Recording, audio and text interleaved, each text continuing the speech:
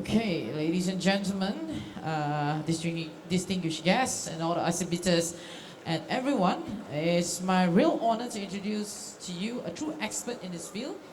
As we delve into the world of concrete flooring, the speaker I'm about to bring onto the stage, as he's on stage now, actually with us, bring him a wealth of knowledge and experience. Okay, so Andrew has been a regional manager of ASEAN of CoGri Asia for 4 years plus.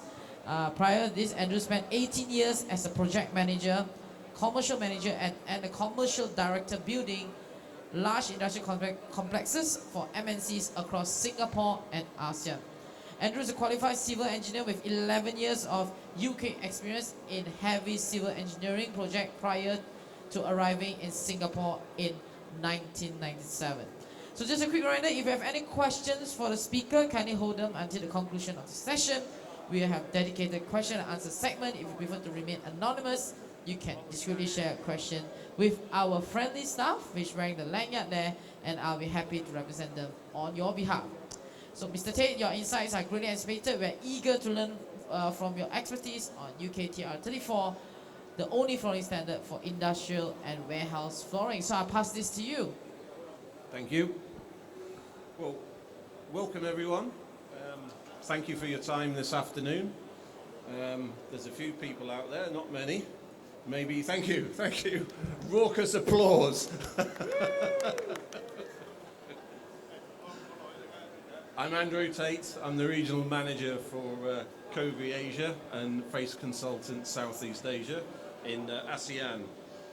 So today in this session, my intention is to give you a brief but hopefully insightful introduction to the industry's premier guide to designing and constructing high-performance floors that are fit for purpose. I'd like to emphasize at this point that the authors of TR34 include the whole spectrum of the logistics industry. So the Concrete Society itself, numerous engineering consultants, property developers, MHE suppliers, as well as flooring contractors. Initially, I'll give you a brief intro into the CoGri Group to clarify our global knowledge base, which allows the group to bridge the gap on an international basis between the MHE providers and the flooring industry. So for this session, these will be the main topic headers. Whilst TR34, as it's generally referred, covers the detailed design of ground slabs required by engineers, it also comprehensively covers many other aspects of high tolerance industrial flooring.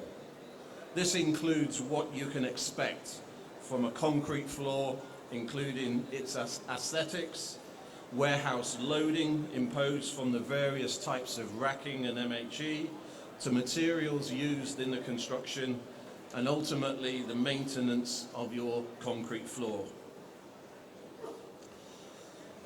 Today, due to the short time available, I want to focus on TR34's primary concepts, definitions, and particularly measurement, which can be useful to a broad spectrum of industry users rather than the details of design and construction. So 1 and 2, a quick introduction to the global group and Asia in particular. Number 3, what is TR34? Number 4, what is surface regularity and why we need to consider it? Number 5, what do we mean by flatness and levelness? And number 6, the definitions, the definitions of free and defined movement. Exactly what they mean.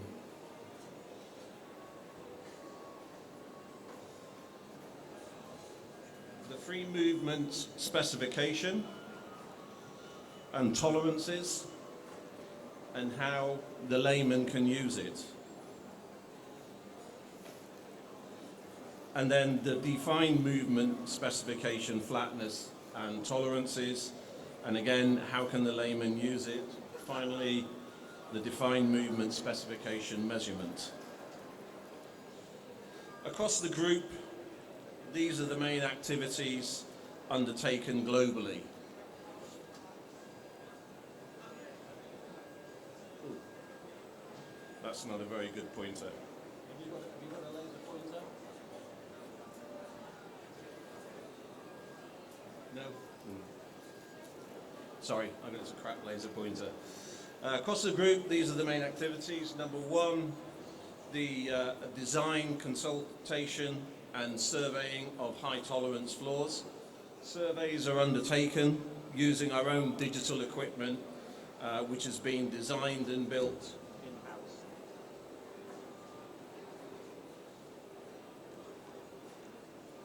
Construction of high tolerance floors. Number three, automation floors. Concrete floors like this are often constructed as a bonded topping to existing warehouses, and some of these automation requirements have very, very high tolerances. Number four, V&A laser grinding using the group's patented laser grinder. Number five, repair and refurbishment may be needed in poorly constructed slabs and heavily trafficked zones, particularly at joints. And finally, the wire guidance that's required by certain V&A trucks. The four primary group entities are face consultants, providing the design services, consultancy, QA/QC, and testing and surveying services. CoGri represents the contracting arm of the group, undertaking all types of high tolerance floor construction and V&A laser grinding. CG Flooring undertakes all manner of floor upgrading and repairs, including high strength industrial screeds and specialist grinding for automation. And finally, CoGri Engineering designs, manufactures all our digital equipment used across the group.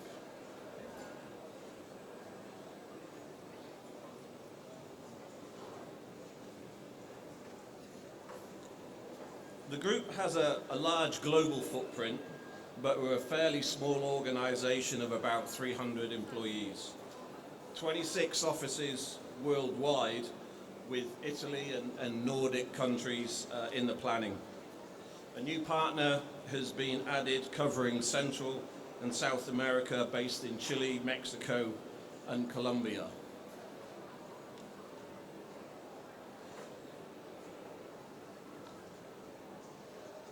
Across Asia, the group has offices and partners in 9 countries, with headquarters in Singapore. We've been working in Asia since 1993, so we've just celebrated our 30th year last year. So what is TR34? TR34 is a technical report published by the UK Concrete Society that focuses on the design and construction of high tolerance, high performance, industrial concrete floors. As mentioned, it provides guidance on various aspects, including materials, construction practices, and performance criteria for concrete floors. The report is widely referenced globally and serves as a valuable resource to end users, developers, engineers, contractors, all involved in industrial flooring projects. Unlike other specifications like BS 8204, which covers the popular screed tolerances of SR1, 2 and 3, meant for buildings and office buildings and such like, which we see a lot of in Malaysia, TR34 only covers industrial use of concrete floors. Now, for your information, BS 8204 actually advises you to consult TR34 for high performance industrial floors. I'd also like to highlight that the 5th edition of TR34 is about to be published in the coming months and will be the only global standard to encompass the use of robotics and automation within the logistics industry.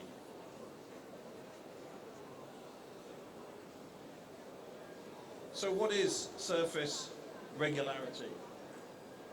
TR34's definition of surface regularity is the degree of flatness and levelness that concrete floors must achieve to meet the performance standards.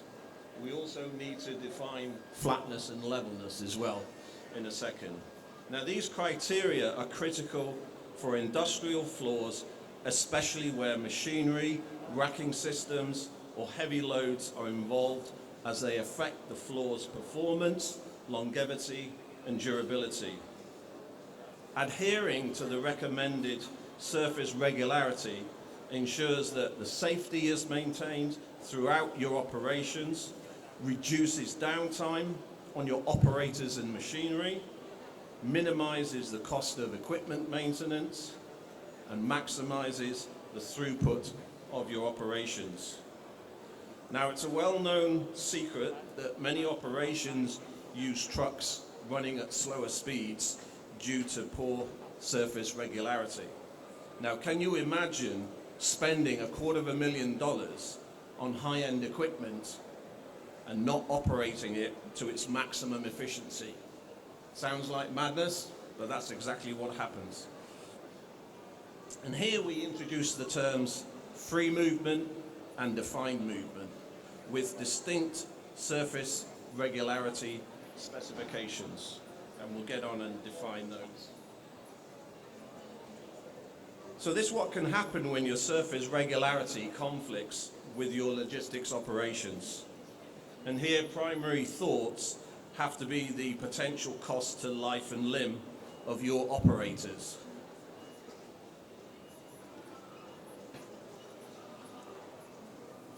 So now we take a look at what flatness and levelness are. Levelness is defined as the overall elevation of the floor surface across large areas. So here we have a flat floor that is not level.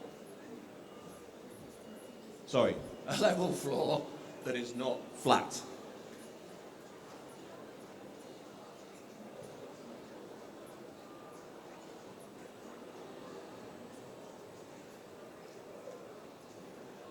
Flatness refers to how level the surface is over short distances.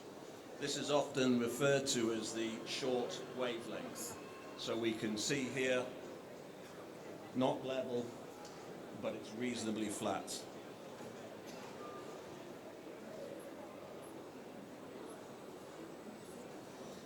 We can now define the terms free and defined movement.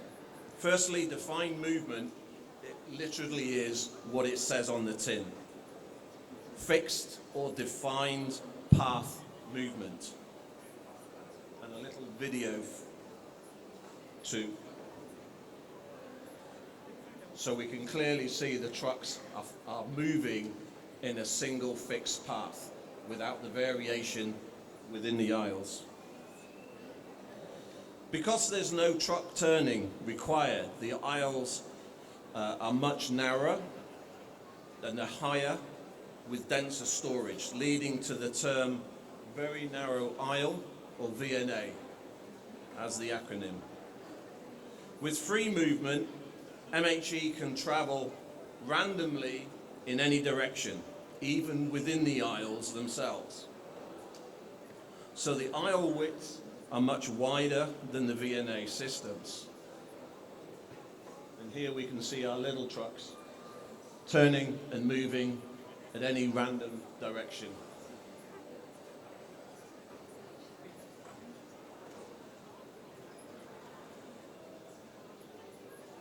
Now we come to the actual specification in TR34. So how are we able to decide which free movement specification we want to adopt? With TR34, the clarity and transparency is provided for end users and developers as shown in this table. This is the actual table within the document itself. We're given 4 classifications of free movement to choose from, starting with the highest tolerance FM1, running down to the lowest at FM4.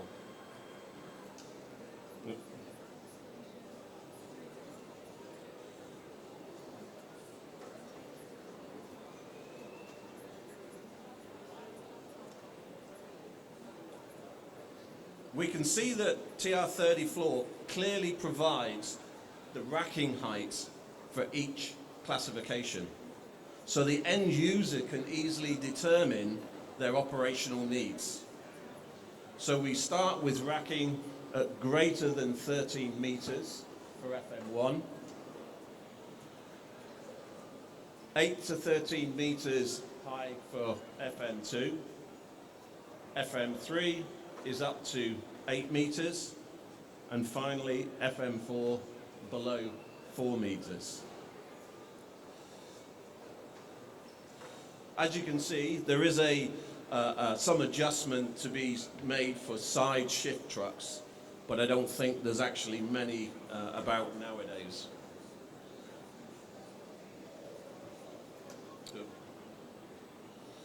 For each floor classification, TR34 gives the levelness and flatness parameters required to be met. What's termed property E and property F. Finally, for the free movement, we had a third property to be complied with, and that is a check to datum.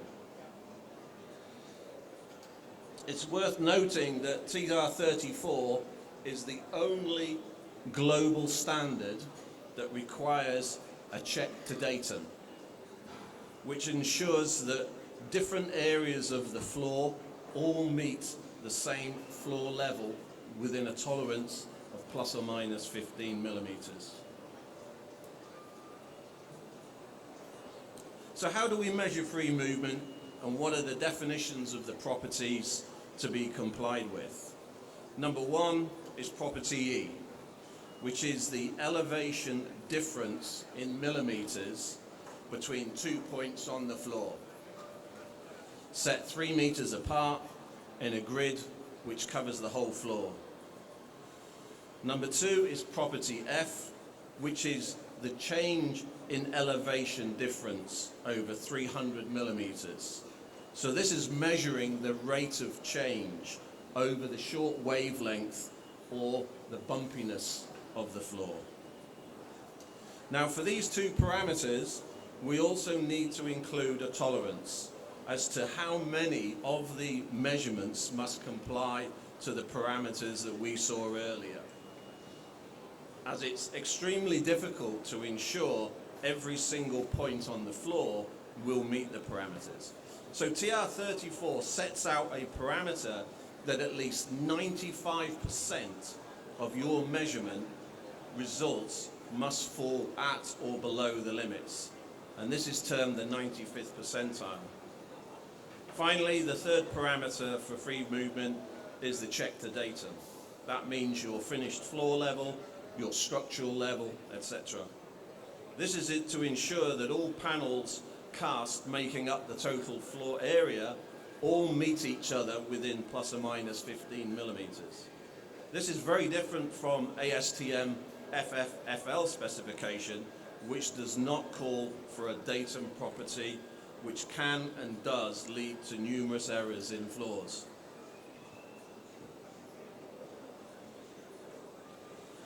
So first we'll look at datum measurement. In this example, we're assuming 10,000 square meter split into 4 casting panels as shown by these construction units.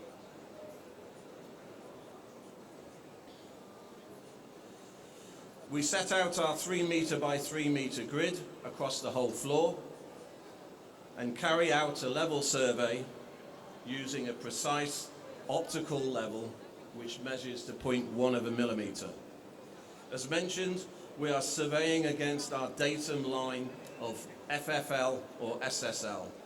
Or if that does not exist, we can assume a reduced level to use. So we've got a little diagram here. The purple line in the middle is our datum, and we're showing plus or minus 15 millimeters from that datum. Anything outside of that is a failure.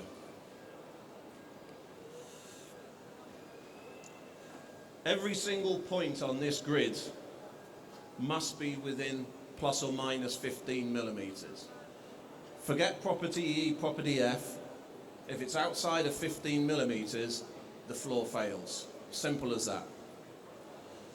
And note, we're measuring 100% of the floor area. Under TR34 FM rules of measurement, we must include all construction joints. Now, ASTM, for reference, excludes construction joints. And usually on a free movement floor, your worst area will be your construction joints.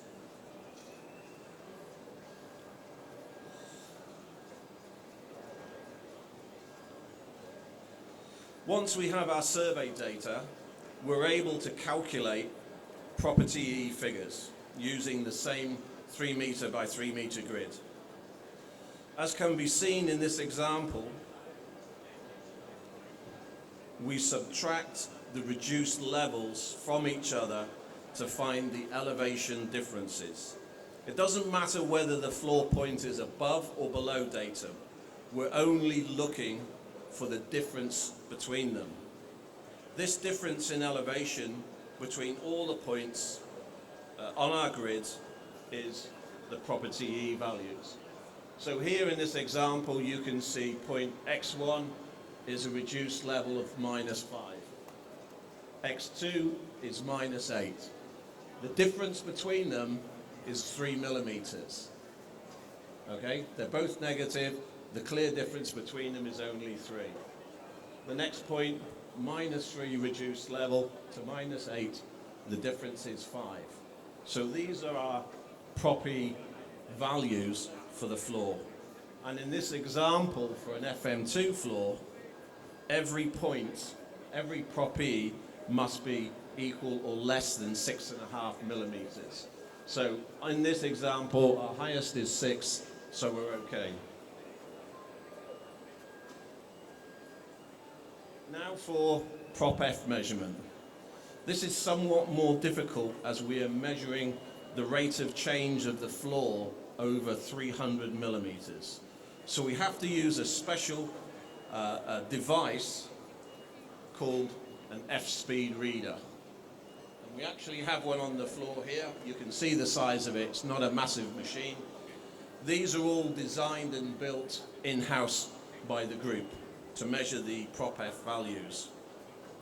And it actually measures every 50 millimeters. Although we're complying with a rate of change over 300, the device is actually measuring far much more data on your floor and putting it into a graphical representation.